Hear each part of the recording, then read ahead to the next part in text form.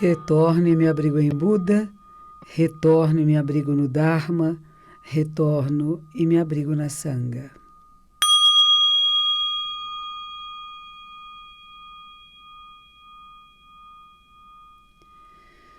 Os três tesouros, as três joias, Buda, Dharma e Sangha. Buda, o ser iluminado, aquela que acorda, que desperta, Dharma, a lei verdadeira, e Sangha, a comunidade que pratica o Dharma de Buda. Segunda-feira, aqui na Rádio Mundial, Momento Zen. Estou aqui junto com o Nilo André Cruz, que é o produtor desse programa. Boa noite a todos. E quem compilou esse livro, que está uma joinha, que se chama Zen para Distraídos. E as pessoas perguntam para mim, mas quem é distraído? Todos nós. Então não é dizer, eu sou mais distraído que você, eu vou dar esse livro para o meu primo que é distraído. Não, é para cada um de nós.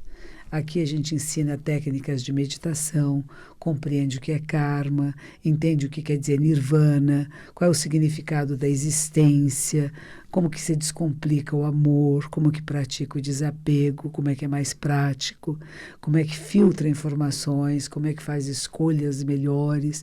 É todo baseado exatamente nos ensinamentos de Shakyamuni Buda, de acordo com a ordem Soto Zen. Hoje eu tive essa tarde, umas 4 horas, eu estava lá na UOL, muito contente, falando com um comunicador que se chama Cauê Moura. E foi muito bom, foi uma das melhores entrevistas que eu já recebi, que já participei.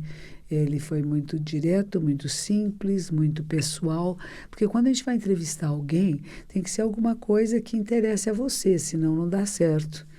E eu tive outro dia também uma experiência muito não positiva com uma jovem que me entrevistou pelo telefone, e era um texto escrito também da UOL, só que modificou tantas coisas que eu fiquei achando que talvez alguém que reescreve o texto tivesse mal interpretado o que ela teria escrito e saiu tudo muito esquisito. Mas isso acontece. São os riscos que a gente tem, foram feitas as correções e assim vamos adiante. Hoje uma jovem também, no YouTube Space, que tem aqui em São Paulo, da Google, ela me perguntou assim, mas um menino, na verdade, me perguntou assim, qual é o sentido da vida? Para a senhora, qual é o sentido da sua vida?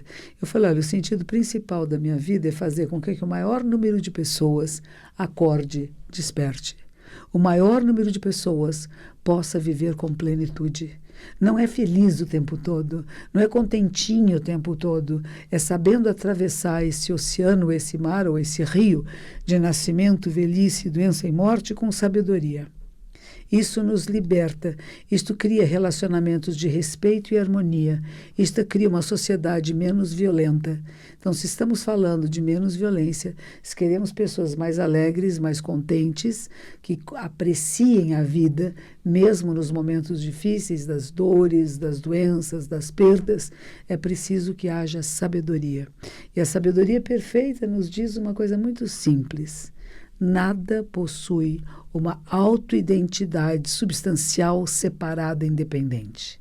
Nada é separado e independente. Nós somos a trama da vida. De uma causa e uma condição surge um efeito. Este efeito pode ser causa ou condição de um outro momento. Então, assim, a vida é feita da lei da causalidade. Isso é importante saber. E às vezes as pessoas confundem isso com karma, né? Karma é aquilo que você repete, que você tem uma tendência a repetir. O karma pode ser neutro, pode ser benéfico, pode ser maléfico. Então não é só karma, é meu karma passar por esse sofrimento, não. É meu karma, por exemplo, tem um programa aqui na Rádio Mundial, porque eu devo ter feito coisas boas e que tenho esse mérito de poder ter um programa aqui e falar com vocês. Então tem karma positivo, karma benéfico.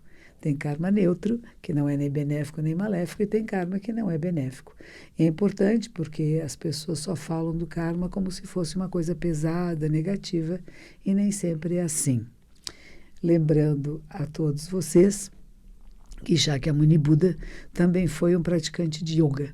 Eu fui fazer palestra no Rio de Janeiro e o Tiago, neto do professor Yoga, me deu de presente este livro que se chama Hermógenes, Vida e Obra de um Mestre Yogi.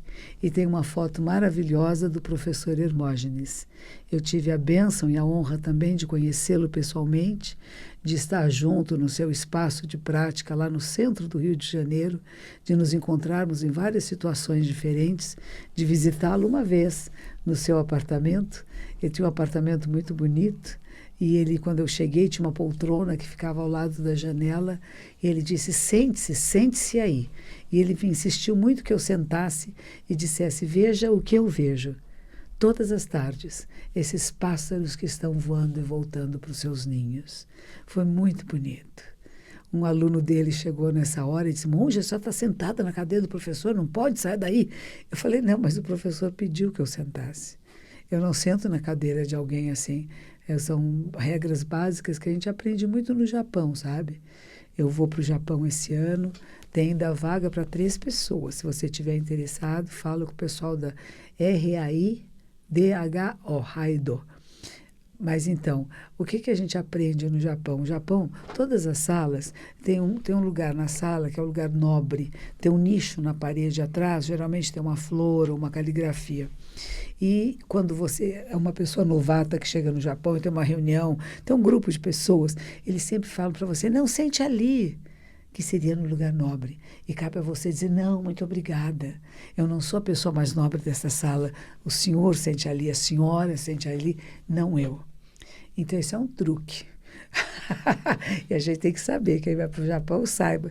Se quiserem que você sente de costas para a parede, onde tem uma caligrafia muito linda, uma flor muito linda, a não ser que você seja realmente a convidada especial da noite, se você não é, recuse. Diz, não, muito obrigada, esse lugar fica melhor para o senhor, para a senhora, né?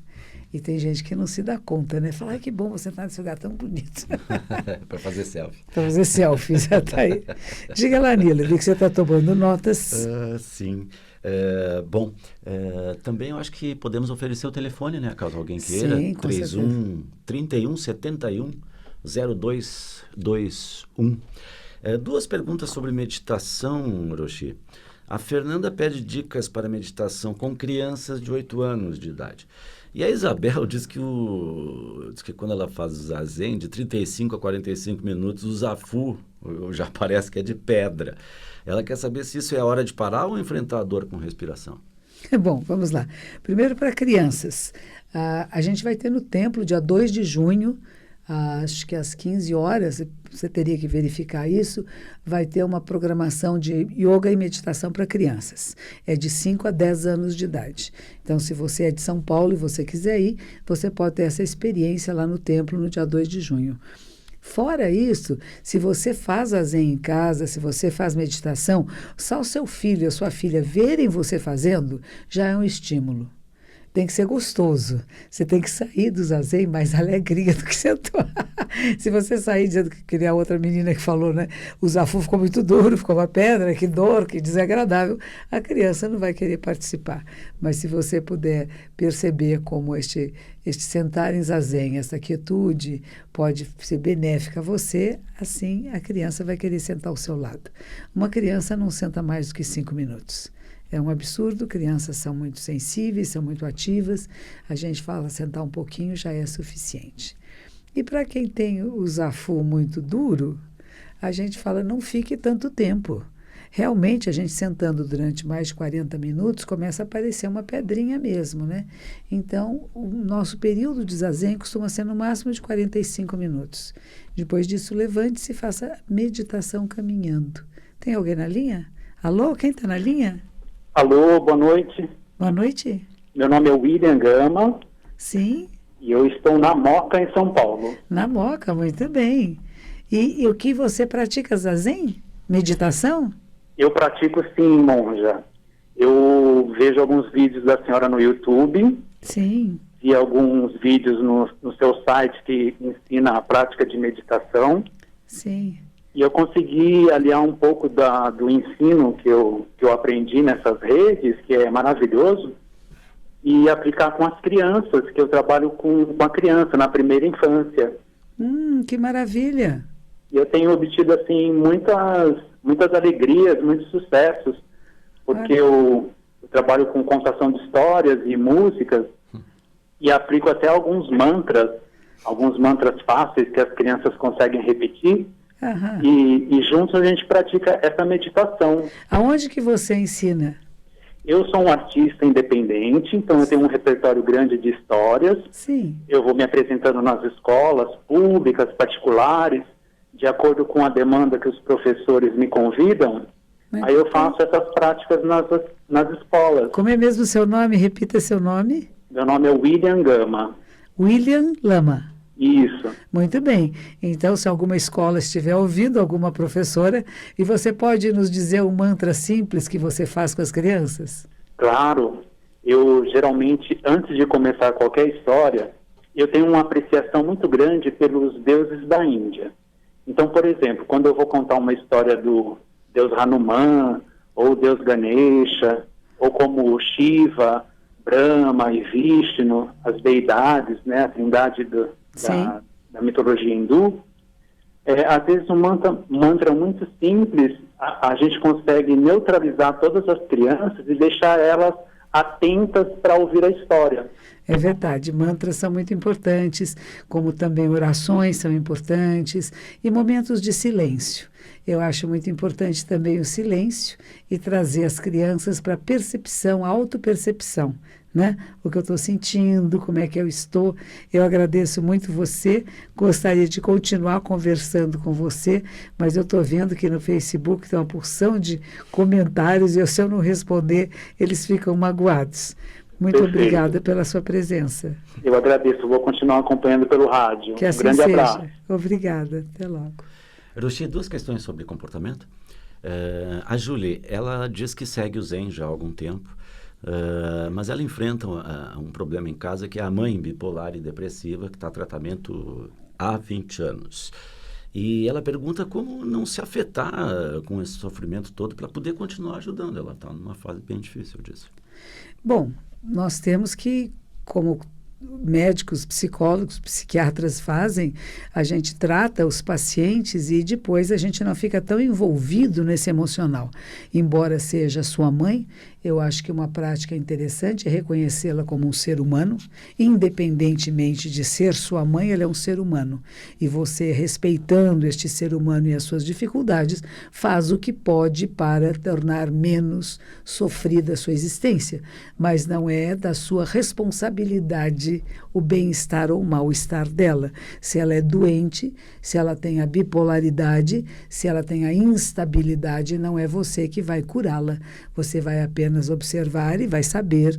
Hoje ela está numa fase que é de depressão, que é de tristeza, que é de rancor. Vamos deixá-la quieta, vamos deixá-la passar por isto. Ou no dia seguinte ela está com a fase de euforia, de grande alegria. Que interessante, que bom também, vamos deixar que tudo isso passe. Então perceba que não é só sua mãe que vive a bipolaridade. Às vezes nós estamos com países bipolares, com cidades bipolares, com pessoas que vivem nessas emoções muito arraigadas, ou de muito amor, muita alegria, ou muito ódio e muito desamor. Então isso faz parte da nossa vida. Se você não tem esses sintomas, pelo menos você reconheça e cuide como puder. Não se envolva mais do que isso, porque não é porque é mãe que você é responsável por ela. Ela é um ser humano doente e você convive com este ser humano, minimizando dor e sofrimento. Tem alguém na linha? Quem é? Alô? Alô? Quem está falando? Laudiceia. Glaucineia? Laudiceia. Glaudiceia, onde você está? Ibiúna. Ibiúna? Que delícia! Ibiúna é uma cidade muito linda. Diga, você pratica a meditação? Tá falhando a ligação. Não, mas... Nossa, a ligação está falhando. É uma pena, não dá para entender. Eu sinto, parece que você está dentro d'água. Você quer saber o que a gente ouve aqui? Uma porção de bolhas d'água. Então, eu vou falar um pouquinho para você, que eu agradeço muito você ter telefonado aqui para nós de Ibiúna. Infelizmente, a ligação não é possível eu responder o que fosse o seu comentário ou a sua reflexão de hoje, mas eu recomendo sempre que a prática do Zazen e a prática do yoga também. Como eu falei, eu ganhei o livro aqui do professor Hermógenes, Vida e Obra de um Mestre Yoga. Uma das coisas prediletas. O sujeito era tão positivo, mas tão positivo, que, tendo despencado do quarto andar, ainda estatelado no chão, logo diz para aqueles que acorreram ajudá-lo e lhe perguntam o que havia acontecido. Não sei, acabei de chegar. Isso são coisas que o professor tinha muito bom humor e falava, né? A pessoa cai num quarto andar, está todo machucado no chão, e a pessoa pergunta para ela o que aconteceu. Eu disse, não sei, acabei de chegar aqui agora. Então, são coisas muito bonitas. Ele dizia também que a saúde é decorrência de uma vida ética. Tudo aquilo que fizermos no sentido de retificar nossa conduta ética tem a virtude de prevenir, amenizar e curar doenças. Pecado é algo que fazemos contra nós mesmos. Vê que bonito? Isto é professor Hermógenes. Diga. Mais uma de convivência, Aroshi. O Alex pergunta como conviver com uma pessoa chata que só se queixa. Ele diz que ele usa como resposta o silêncio, mas que não é o suficiente. Às vezes a pessoa que cria vícios, um dos vícios é esse da reclamação, do resmungo, nada está bom e nada que você fale resolve. Então a gente apenas escuta e às vezes você pode dizer, puxa, que difícil, não é? E acabou. Um pequeno comentário dizendo, estou com você, se você precisar de mim, estou aqui do seu lado. E paciência, né? Quando a gente puder, a gente evita ficar perto de pessoas que são assim, tão negativas, porque às vezes elas não aceitam. Tem pessoas que aceitam, a gente pode orar por ela, pode tentar trazer uma palavra, mas eu conheço algumas que não adianta. Tudo que você possa falar não entra, não aceita, porque vive do sofrimento. Isso é um pouco do ego, sabe? Quando a pessoa é muito egóica, ela está tão fechada em si mesma que ela só vê sua dor e seu sofrimento. Eu sofro, eu sou infeliz, o mundo não está bom, nada dá certo, porque isso dá a ela um personagem para viver. Porque sem isso, o que seria? Ela não tem outra coisa no que se apegar, então ela se apega a isso. A reclamação como se isso fosse uma obra de sabedoria, né? E para tirá-la daí, às vezes é um pouco difícil, mas não desista. Às vezes, inesperadamente, a pessoa desperta. Eu acho que o nosso trabalho principal é fazer isso, como fazer com que todos os seres despertem, saiam desses lugares de águas paradas, né? E apreciem a vida. E apreciar a vida, como eu digo, não é simplesmente achar que está tudo bom o tempo todo. Não é ficar rindo o tempo todo. Não é achar que tem que ser feliz o tempo todo. Não. A gente tem tristezas, tem lutos, tem traições, tem doenças. Tudo isso faz parte. Mas você não perde o contentamento com a existência. E não fica só reclamando e vendo as faltas e os erros. Começa a observar o que é benéfico. E às vezes pergunte a essa pessoa se ela está falando de alguém ou de uma situação, mas o que há de bom aqui? A quem fala mal do Brasil, eu pergunto, o que há de bom aqui? Você já percebeu como vem pessoas do mundo inteiro para cá? Alguma coisa boa deve existir nesse país. Diga mais. Hiroshi, vamos ao Dharma, então? Sim. Bom, eu vou reunir essas três questões. O Anderson, ele pergunta assim, para quem está no caminho, como não deixar o caminho da luz por conta de influências externas? Uhum. Já a Luana quer saber o que diz o budismo a respeito da morte. E o seu discípulo Yakuzan chama a atenção para os benefícios do silêncio e gostaria que a senhora comentasse essa Muito questão. bem. Então vamos lá. Yaku-san é um monge que é médico também, professor de medicina no Rio Grande do Sul, em Porto Alegre. Então a importância do silêncio, nós já sabemos que ao silenciar nós podemos ouvir melhor, temos maior atenção ao nosso corpo, à nossa mente, ao que nos cerca. Então é importante você todos os dias escolher alguns momentos de silêncio, não é para ouvir música, nem mesmo a rádio mundial, é para ficar quietinha, ouvindo apenas os sons da vida.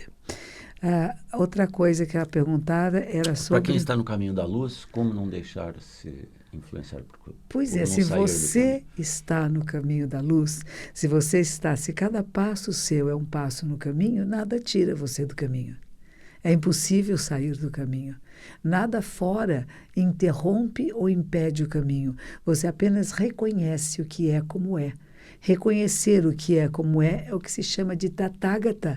É um dos epítetos de Buda. Aquele que vem e que vai do assim como é. A capacidade de compreender a realidade. Como que essas pessoas estão se manifestando agora são resultados das suas experiências. Desta vida, de outras vidas, da genética, tudo isso faz com que uma pessoa se manifeste de uma determinada maneira. Você compreender é estar no caminho. E ela não vai tirar você do caminho. Ah, quero ver.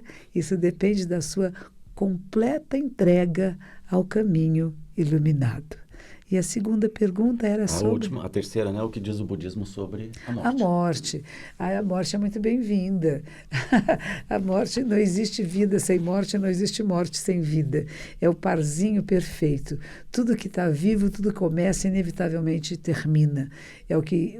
Buda morreu com 80 anos de idade, ele está sabendo que vai morrer, está 3 meses muito doente, e ele então reúne alguns de seus alunos, e alguém está chorando, ele disse, não se lastime, tudo que começa inevitavelmente termina, não é meu corpo que vocês amam, mas são os ensinamentos, façam do Dharma, dos ensinamentos da verdade, o seu mestre, e eu vivo para sempre.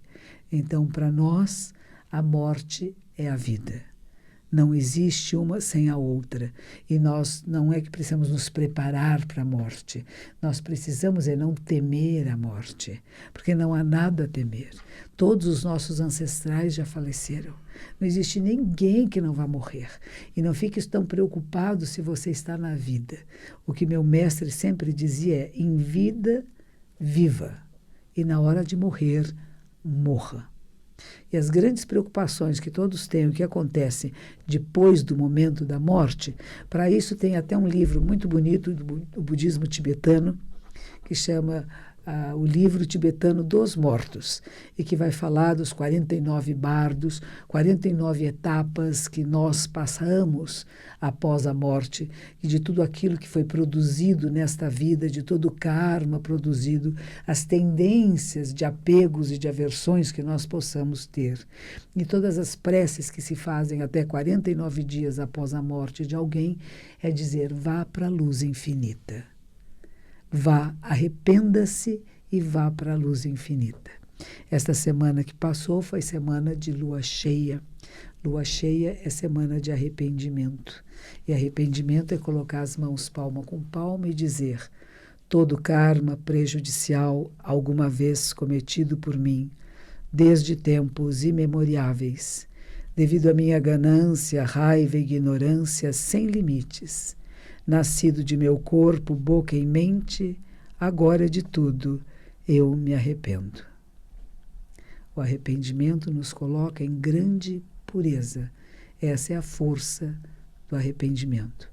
Não só na morte, mas todos os dias. Talvez todas as noites, antes de dormir, a gente devesse fazer esse poema e sentir-se purificado, para que possamos ter um bom e tranquilo sono. Roshi, finalizando o programa que chegamos, a Isabel pede uma bênção ao filho Cristóvão, que começou a servir o exército Meus hoje. Parabéns, Cristóvão. Que lindo. Orgulha-nos muito que você possa servir o exército brasileiro, que seja um bom soldado e, quem sabe, siga uma carreira de beneficiar todos os seres. Todos estejam abençoados que estiveram presentes no nosso programa, seus parentes, amigos e seres relacionados. Que os méritos de nossa prática se estendam a todos os seres e que possamos nos tornar o caminho iluminado.